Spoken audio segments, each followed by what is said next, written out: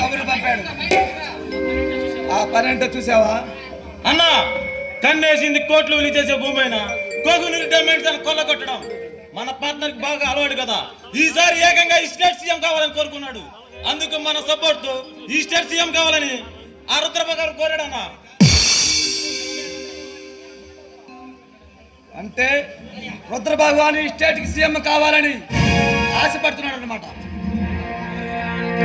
ఆ రోజున అండదండలతో అసెంబ్లీలో అడుగు పెట్టాడు. ఈ రోజు సీఎం కావాలని మన కాడకు వస్తున్నాడు. ఈ పుష్పరాజ్ సత్తా ఏంటో కలేజా ఏంటో స్టేట్ నుండి సెంట్రల్ దాకా ఈ పాటికే అర్థమై ఉండాల. అవునా? మన పవర్ చూసి పవర్ లో ఉన్న పొలిటీషియన్స్ అయినా సెంట్రల్ మినిస్టర్స్ సైతం క్యూ కొడుతున్నారన్నా. ఈ మాటే శాసనంగా పనిచేసే మంత్రులు సైతం నువ్వు చెప్పందే పెద్ద పెద్ద కాంట్రాక్ట్ కూడా అపాయింట్మెంట్ ఇవ్వడం లేదన్నా.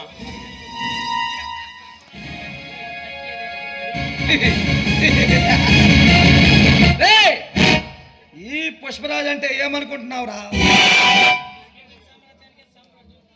ఈ స్మగ్లింగ్ సామ్రాజ్యానికి సామ్రాట్ అనుకుంటున్నావా? లేక ఈ స్టేట్ లో ఉన్న మాఫియా లీడర్లకి అధిపతి కొంట అనుకున్నావా? లేక దందాలు చేసే దాలాలు మాత్రం దాని అనుకున్నావా? ఈ స్టేట్ ని సైతం శాసించే సుప్రీం రా అసమర్థుడైనా గెలిపించగల సత్తా ఈ పుష్పరాజు మాత్రమే ఉంది. అన్నా, ఆ రుద్రబాబుని సీఎం గా గెలిపిస్తే మనకొచ్చే లాభం ఏముందన్నా? తమ్ముడు,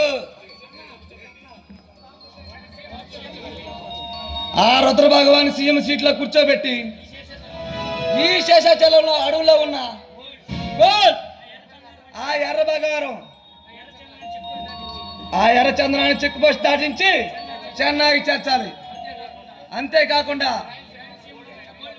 ఈ రాయలసీమలో ఉన్న గోల్డ్ మైన్ ని మన సొంతం చేసుకొని అందులో ఉన్న బంగారాన్ని బయటికి తీసి కేజీఎఫ్ నిర్మించాలి. అన్నా, నీ బుర్ర మామూలు షార్ప్ కాదన్నా.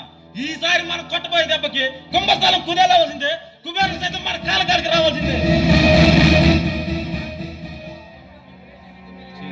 తమ్ముడు, మనం వేసే ఎత్తుకి ఎవడైనా చిత్తవ్వాల్సిందే.